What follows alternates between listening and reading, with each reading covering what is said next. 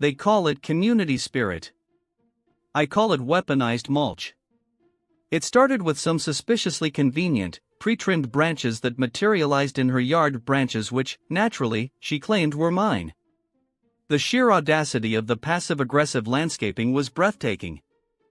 I was trimming the petunias, enjoying the quiet hum of suburban peace, when I realized a suspicious pile of cuttings sat blocking the end of my driveway. They looked suspiciously like my clippings, just relocated. It wasn't theft, it was an act of architectural sabotage.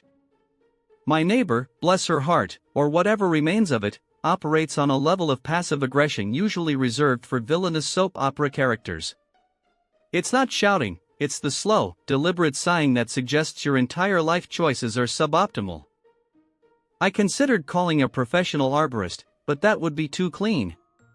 Too decisive. No, this required a more primal, deeply satisfying form of retaliation. A little yard-to-yard exchange. So, I did it. I gathered a suspiciously similar pile of branches, the ones she'd discarded, and relocated them.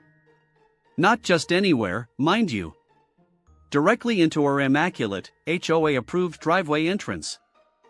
The silence was deafening. It wasn't a scream or a call to the police, it was just a profound, judgmental stillness. I could practically hear her internal monologue judging my life choices from across the lawn. Now the war has moved from the shrubbery to the sidewalks.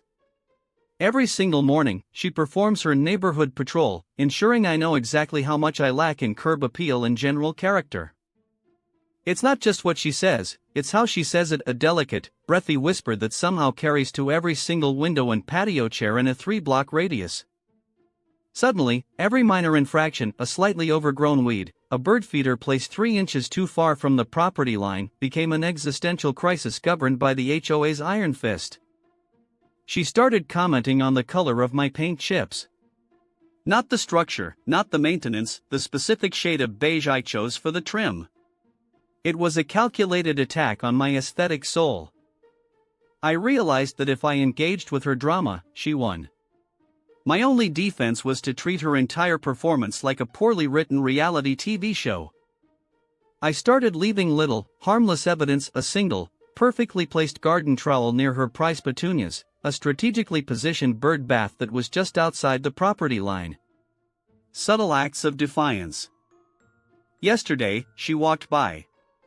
She opened her mouth for a scathing comment about my recycling bin placement. But then, nothing came out. Just a defeated, silent puff of air. The demon had run out of demonic energy. The war didn't end with a bang, or even a legal notice. It ended with the glorious, beautiful silence of mutual exhaustion. My lawn is still slightly messy, but at least I can enjoy my own damn peace.